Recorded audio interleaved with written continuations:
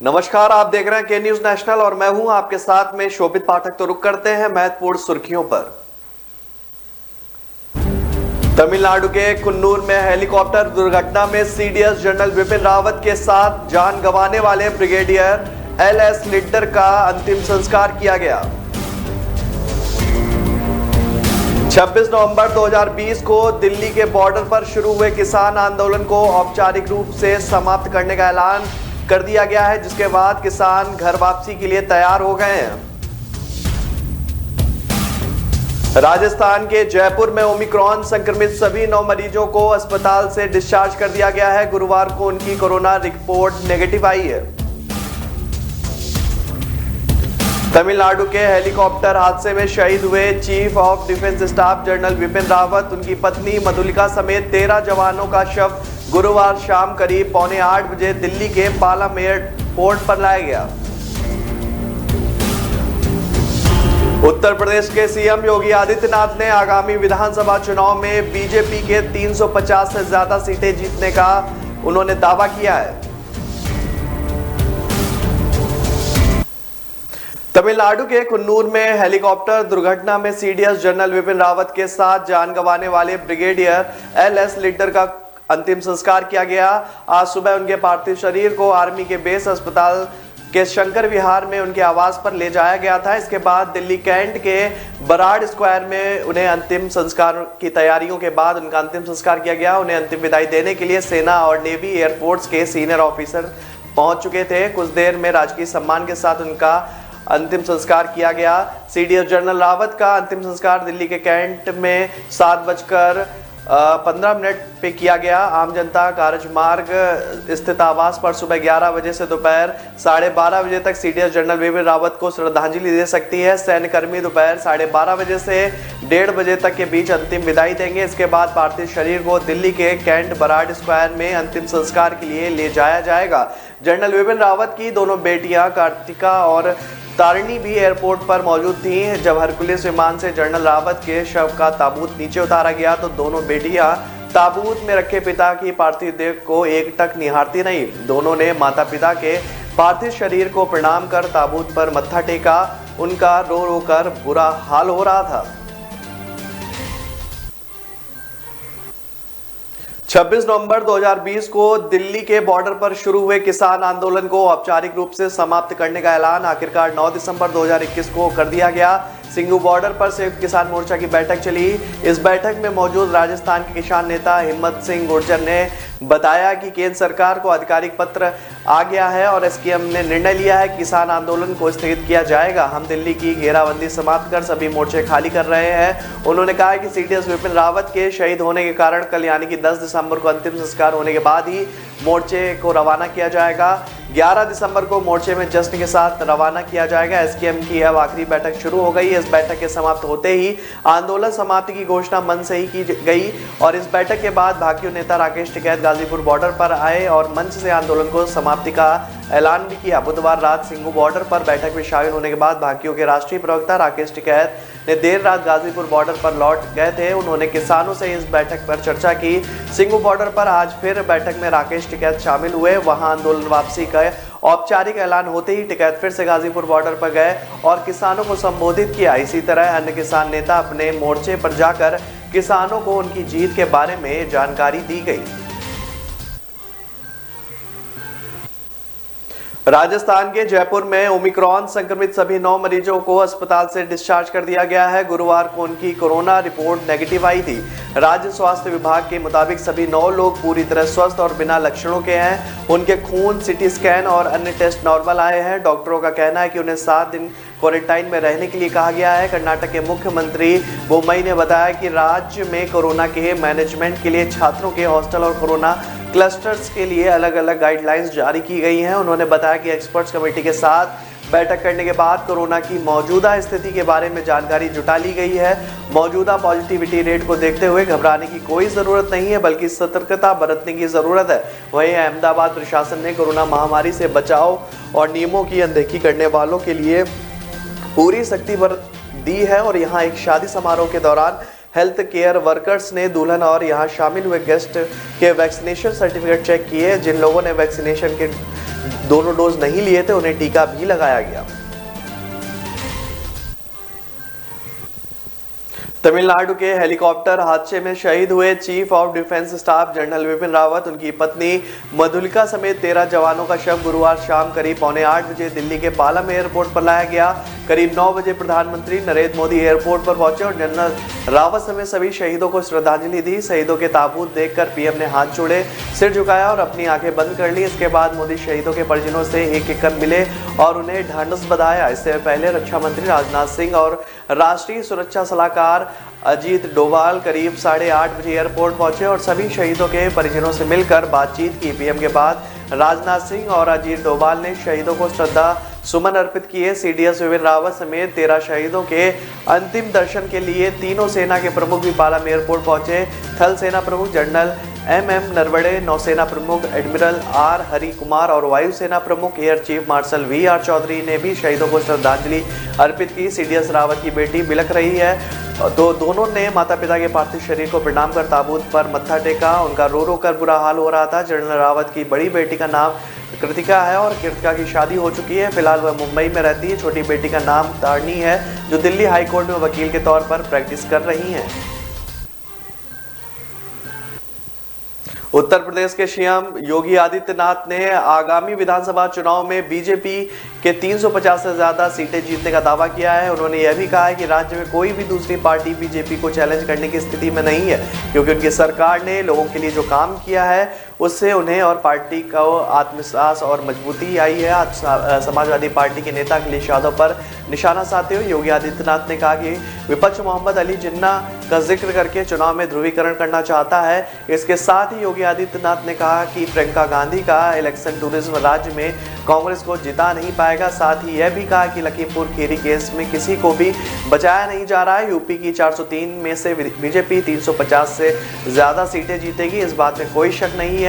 चाहिए कि इस सरकार ने अपने लोक कल्याण संकल्प पत्र 2017 में किए गए सभी वादों का पूरा करने का काम किया है। 2017 से पहले यूपी को बीमारू राज्य के तौर पर देखा जाता था, लेकिन अब राज्य में हर क्षेत्र में विकास हो रहा है। पिछले 4.5 सालों में हमारी सरकार ने राज्य और राज्य की 24 करोड़ जनता की भलाई के लिए काम किया है। हमने जो राज्य और राज्य की जनता के लिए काम किया है उससे हमें आत्मविश्वास मिलता है। हमने किसानों के कल्याण, महिलाओं और राज्य के लिए गरीब से गरीब आदमी के लिए काम किया है। 2017 में हमने किसानों के 36,000 करोड़ के कर्ज माफ किए थे, जिससे 2 करोड़ से ज्यादा किसानों को फायदा हुआ था।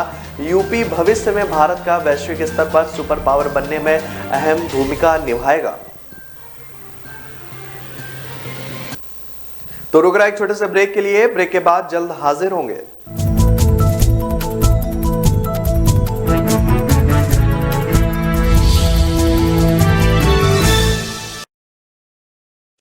न ऐश का न द्वेष का, यह दंगल है देश का। सुलगती समस्याओं के जुलसते सवालों का होगा दंगल देश का।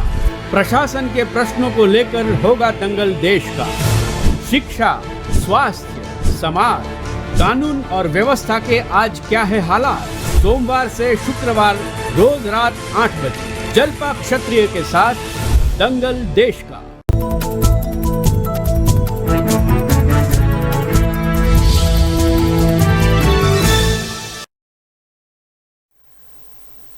ब्रेक के बाद फिर स्वागत है आपका। रुक करते हैं आगे की खबरों पर। विराट कोहली से वनडे टीम की कप्तानी छीनने के बाद से पूर्व क्रिकेटर इस पर अपनी राय जाहिर कर रहे हैं। इसमें नया नाम पूर्व चीफ सेलेक्टर दिलीप वेंगसरकर का भी जुड़ गया है। वेंगसरकर का मानना है कि विराट की जगह रोहित शर्मा को T20 के साथ वनडे टीम का कप्तान बनाने का BCCI का फैसला सही है। रोहित काफी वक्त से अच्छा काम कर रहे हैं और वो कप्तानी का इंतजार कर रहे थे। कर्नल के नाम से लोकप्रिय रहे दिलीप वेंगसरकर ने कहा कि अब विराट कोहली टेस्ट क्रिकेट पर ज्यादा ध्यान लगा पाएंगे और रोहित शर्मा वनडे पर, जिसमें उन्होंने बतौर बल्लेबाज और लीडर लगातार अच्छा प्रदर्शन किया है। उन्हें मुंबई इंडियंस के लिए कई बार IPL जीता है। वहीं जब भी रोहित को व्हाइट बॉल क्रिकेट में कप्तानी सौंपी गई है उन्होंने बेहतर नतीजा दिया है। पूर्व चीफ सेलेक्टर दिलीप वेंगशंकर ने आगे कहा कि विराट ने वनडे और टी20 टीम के कप्तान के रूप में अब तक अच्छा काम किया है, लेकिन अब उनके कंधों पर बोझ उतर जाएगा। वह इस समय दुनिया के सर्वश्रेष्ठ बल्लेबाजों में से एक है, वह सफल है और उनके नेतृत्व में कुछ बेहतरीन प्रदर्शन भी हुए हैं। इससे उन्हें टेस्ट क्रिकेट पर अधिक ध्यान केंद्रित करने में मदद मिलेगी, जिसमें एक खिलाड़ी की असली परीक्षा होती है। दिल्ली एनसीआर की हवा की गुणवत्ता में पिछले कुछ दिनों से सुधार देखने को मिल रहा है, लेकिन यह अभी भी खराब श्रेणी में बनी हुई है। शुक्रवार की सुबह दिल्ली के आनंद विहार में AQI 385 तो बवाना में 318 दर्ज किया गया। यह दिल्ली एनसीआर के सिर्फ 2 ऐसे इलाके हैं जो कि रेड जोन में है। वहीं दिल्ली से सटे यूपी के गाजियाबाद, नोएडा और ग्रेटर नोएडा के साथ हरियाणा के फरीदाबाद में भी जहरीली हवा का स्तर कम हुआ है, लेकिन हालात चिंताजनक बने हुए।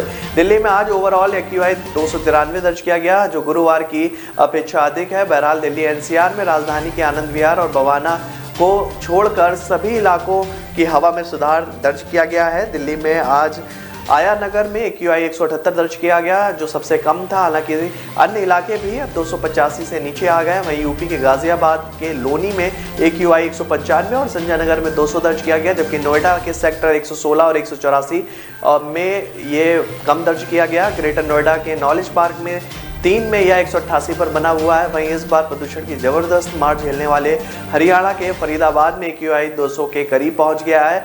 इस समय सेक्टर 30 में 201 और सेक्टर 16A में 208 दर्ज किया गया है। इससे पहले यहाँ AQI 999 तक दर्ज किया गया था। काशी विश्वनाथ कॉरिडोर के लोकार्पण के अवसर पर बनारस आ रहे भाजपा शासित राज्यों के मुख्यमंत्री, उप मुख्यमंत्रियों का अगला पड़ाव अयोध्या होगा। महादेव के दर्शन के बाद ये नेता अयोध्या में रामलला के दर्शन पर हाजिरी लगाएंगे।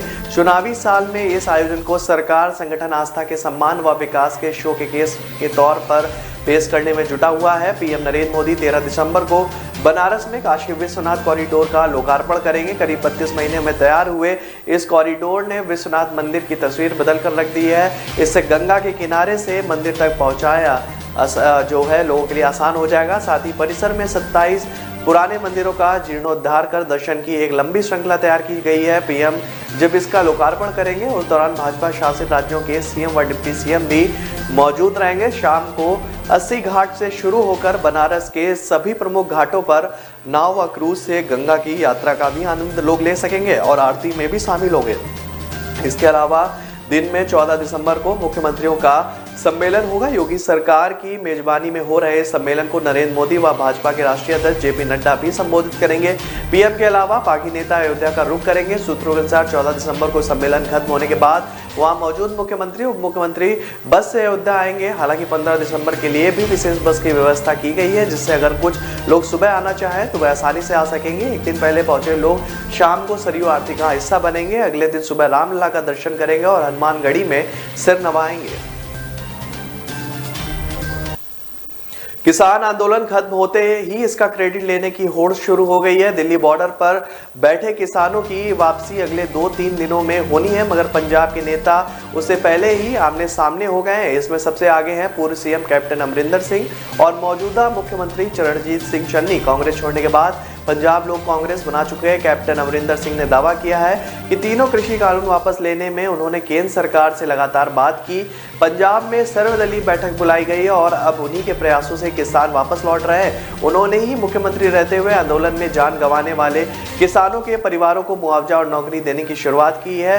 कैप्टन के इस दावे के बाद लुधियाना जिले के पायल में आयोजित सभा में मौजूद सीएम चरणजीत चन्नी ने कहा है कि उन पर पलटवार करते हुए आरोप लगाया कि महाराजा ने 4.5 साल में कुछ नहीं किया। यह किसानों और उनके संघर्ष की जीत है। 700 लोगों की शहादत के बाद मोदी सरकार झुकी है, इसमें महाराजा को श्रेय देने की जरूरत नहीं है। पंजाब लोक कांग्रेस के प्रमुख कैप्टन अमरिंदर सिंह ने दावा किया है कि उन्होंने पिछले 18 महीने में अलग अलग लेवल पर किसान यूनियनों के अलावा केंद्र सरकार के साथ व्यक्तिगत रूप से बात की है। उन्हें खुशी है कि किसानों की लड़ाई अंजाम तक पहुंच गई है। पंजाब में उनकी सरकार ने जो फैसले किए अब यूपी और हरियाणा सरकार उसका पालन करने के लिए सहमत हो गई है। अब आंदोलन में जान गंवाने वाले किसानों के परिवार वालों को मुआवजा भी मिल जाएगा।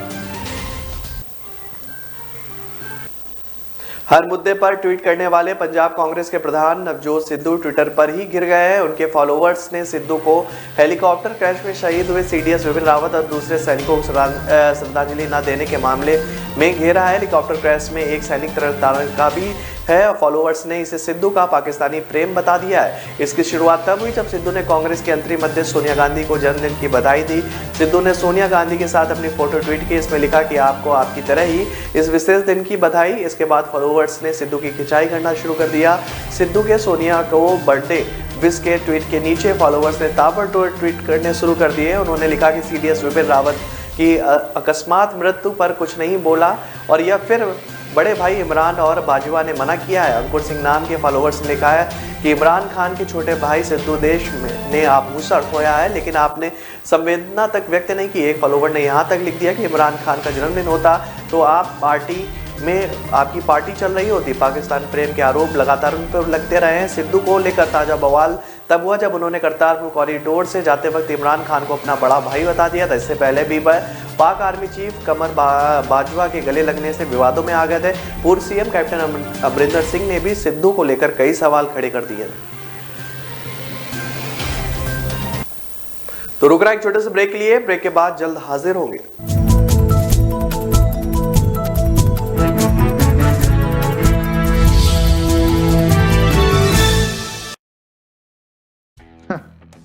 मेरी टीम तो जीत गई, लेकिन आप सोचिए अगर एक टीम आपके बाप की होती तो हर गली मोहल्ले में चर्चा आपकी होती, लेकिन है नहीं ना ब्रो, तो करनी पड़ेगी। टीम आपके बाप की नहीं, चर्चा आपके बिजनेस और आप। इसीलिए brand spot 365 bro, India's most trusted branding app. Brand spot 365 देता है हर बिजनेस की प्रमोशनल पोस्ट, फेस्टिवल ग्रीटिंग्स और वीडियोस। ईयरली सब्सक्रिप्शन सिर्फ 4,999 में। तो what are you waiting for bro? Download now और शुरू कीजिए आपके बिजनेस का प्रमोशन। ब्रांड स्पॉट 365 आसान है ब्रो।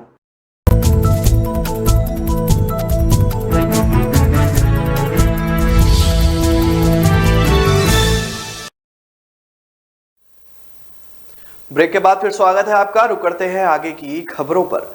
हक मांग रहे संगठनों की आवाज दबाने के लिए पंजाब पुलिस ने गजब का फॉर्मूला निकाला है। अफसरों का कहना है और अफसरों को कहा गया है कि अगर कहीं फंक्शन में सीएम चरणजीत चन्नी का विरोध हो तो ऊंची आवाज में डीजे बजा देना ताकि नारेबाजी की आवाज सीएम तक ना पहुंचे। सीएम सिक्योरिटी देखने वाली स्पेशल प्रोटेक्शन यूनिट के आईजी ने फरमान निकाला है, जिसे सभी डीसी, पुलिस कमिश्नर और एसपी को भेज दिया गया। हालांकि जब यह बात सार्वजनिक हो गई तो पंजाब पुलिस ने तुरंत यू टर्न ले गई और उन्होंने कहा कि क्लेरिकल मिस्टेक हो गई है। जब कोई अपनी फरियाद सीएम को बताए तो लाउड स्पीकर की आवाज़ कम कर देना ताकि सीएम को उनकी आवाज़ अच्छी तरह से सुनाई जा सके। आईजी ने लिखा कि जब भी कहीं सीएम का फंक्शन होता है तो उनके रास्ते में हर जगह अलग अलग संगठन ऊंची आवाज में नारेबाजी करते हैं, इसलिए भविष्य में जब भी आपके इलाके में फंक्शन हो तो जहां पर भी संगठन प्रदर्शन कर रहा हो वहां डीजे लगा देना। कोई नारेबाजी करे तो डीजे पर ऊंची आवाज में गुरुवाणी और धार्मिक गीत लगा देना ताकि सीएम के कानों तक नारेबाजी की आवाज़ ना पहुंचे। पंजाब पुलिस का यह फार्मूला लीक हो गया तो ऐसे में अफसर यू टर्न ले रहे हैं और फरमान को विड्रॉ कर दिया गया है। उस पत्र पर आगे की कार्रवाई करते हुए डीजे का फार्मूला रोक दिया गया है। इसे मिस्टेक बताकर डैमेज कंट्रोल करते हुए आदेश दिया गया है कि जब भी सीएम आम पब्लिक की फरियाद सुनते हैं तो लाउड स्पीकर की आवाज़ कम कर देना ताकि सीएम को आम पब्लिक की बात सुनने में कोई भी दिक्कत का सामना न करना पड़े। मुख्यमंत्री शिवराज सिंह चौहान 10 दिसंबर शुक्रवार को सागर आएंगे। मुख्यमंत्री दोपहर 12 बजे भोपाल से हेलीकॉप्टर से रवाना होंगे और दोपहर 12:40 पर सागर के पुलिस ग्राउंड स्थित हेलीपैड पहुंचेंगे। यहां से वे बुंदेलखंड मेडिकल कॉलेज पहुंचेंगे। यहां कोरोना की संभावित तीसरी लहर को लेकर की गई तैयारियों को बीएमसी की व्यवस्थाओं का जायजा लेंगे। इसके बाद सीएम लाखा बंजारा झील पहुंचेंगे जहां स्मार्ट सिटी के कार्यों का निरीक्षण करेंगे। निरीक्षण के बाद वे पीटीसी ग्राउंड स्थित मुख्य कार्यालय में शामिल होंगे। यहां मुख्यमंत्री चौहान 145 करोड़ से अधिक राशि परियोजनाओं का भूमि पूजन और लोकार्पण भी करेंगे। कार्यक्रम में शामिल होने के बाद दोपहर 3:30 पर हेलीपैड से भोपाल के लिए रवाना होंगे। कार्यक्रम के दौरान मुख्यमंत्री चौहान सागर में सभागार का लोकार्पण करेंगे। फायर स्टेशन, मुक्ति धामों के अपग्रेडेशन और वृद्धाश्रम के निर्माण, हेरिटेज कंजर्वेशन और restoration CM rice school scheme के अंतर्गत MLB स्कूल का पुनर्विकास, material recovery facility centre Bundelkhand culture and information centre का भी लोकार्पण किया जाएगा।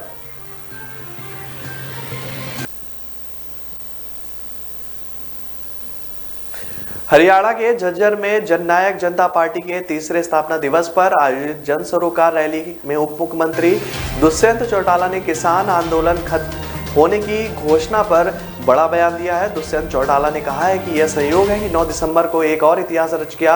इस दिन 380 दिन लंबे चले संघर्ष को संयुक्त किसान मोर्चा ने खत्म करने का निर्णय लिया है। उन्होंने कहा कि प्रधानमंत्री नरेंद्र मोदी को धन्यवाद करना चाहता हूं, जिन्होंने देश के आम नागरिकों के मन को छू लेने वाला निर्णय लिया है और उन तीनों कानूनों को वापस लिया है। दुष्यंत ने कहा कि एक साल हमारे लिए भी आसान नहीं था। उन्होंने कहा कि मुझे वो दिन याद है जब आंदोलन के बीच पहली बार किसी साथी ने अपने भतीजे की शादी में मुझे बुलाया। मुझे उस प्रोग्राम में जाना था, लेकिन उससे पहले ही फोन आ गया कि कुछ लोग व्यवस्था खराब करना चाहते हैं, इसलिए पुलिस का इंतजाम कर दो।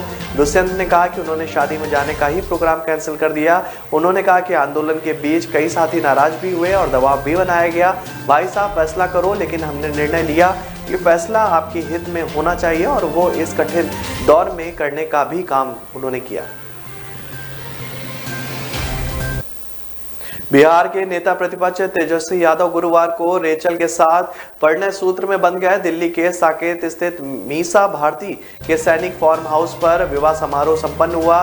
पहले दोनों की सगाई हुई, उसके बाद परिवार के समक्ष तेजस्वी और रेचल ने अग्नि के साथ फेरे लिए। कार्यक्रम में पिता लालू प्रसाद यादव, मां राबड़ी देवी, बहन मीसा भारती, भाई तेज प्रताप यादव, यूपी के पूर्व सीएम अखिलेश यादव भी पत्नी डिम्पल के साथ शामिल हुए। तेजस्वी यादव और उनकी पत्नी रेचल बचपन के दोस्त हैं। करीब 7 साल पहले दोनों एक दूसरे के करीब आए। रेचल चंडीगढ़ के व्यवसायी की बेटी हैं और हरियाणा की रहने वाली हैं। शादी को लेकर तरह तरह की चर्चाएं हो रही हैं। कहा जा रहा है कि लालू यादव खुद इस शादी के लिए तैयार नहीं थे। शायद इसी वजह से उन्होंने अपने कई करीबियों को भी शादी में शरीक होने का न्योता तक नहीं दिया था। शादी इतनी गोपनीय तरीके से हुई कि बुधवार तक किसी को भी इसकी खबर नहीं थी। हालांकि इस बात की भी चर्चा है कि लालू की बहू हिंदू नहीं है, इसलिए वे नाराज थे। बुधवार को बहन रोहिणी आचार्य ने ट्वीट किया कि भाई के सिर पर सेहरा सजने वाला है, खुशियों से गुलजार घर का आंगन है तैयार होने वाला है। रोहिणी आज कार्यक्रम में शामिल नहीं हो पाई। हालांकि उन्होंने ट्वीट कर तेजस्वी रेचल को बधाई जरूर दी। विक्की कैटरीना ने गुरुवार की शाम 7 फेरे ले लिए हैं। सवाई माधोपुर के बरवाड़ा फोर्ट में यह हाई प्रोफाइल शादी संपन्न हुई। बॉलीवुड कपल आज मुंबई लौट जाएगा। विक्की और कैट रणथंबोर से डबल इंजन हेलीकॉप्टर से जयपुर एयरपोर्ट पर उतरेंगे, फिर यहां से आगे की फ्लाइट लेंगे। कैटरीना कैफ और विक्की कौशल की शादी के बाद कल अपने फोटोज भी शेयर किए। इसके साथ कैटरीना ने लिखा कि हमारे दिलों में बसा एक दूसरे के लिए प्यार और सम्मान आज यहां तक ले आया। हमारी नई जिंदगी के लिए आप लोगों का प्यार और आशीर्वाद की जरूरत है। 2 दिन तक उनका प्री वेडिंग फंक्शन चला। बरवाड़ा फोर्ट में मंडप सजाया गया था। गुरुवार सुबह दिल्ली से फूल मंगाए गए थे। शादी के बाद विक्की कैटरीना ने फोर्ट के बाहर मौजूद अपने फैंस के लिए मिठाइयां और केक भेजा। बाहर मौजूदा ग्रामीणों ने शादी की बधाई दी। विक्की कैटरीना की कुछ फोटोज भी सामने आई हैं। इसमें कैटरीना लाल जोड़े में नजर आ रही है। दिल्ली के गाजीपुर से फूल लाने वाले ट्रक ड्राइवर ने बताया कि अलग अलग वैरायटी के 5.5 टन फूल लाए गए हैं। सेहराबंदी से लेकर डिनर तक के लिए भी अलग अलग फूलों का डेकोरेशन किया गया है। ऐसे टोटल 3 ट्रक यहां पर पहुंचे थे।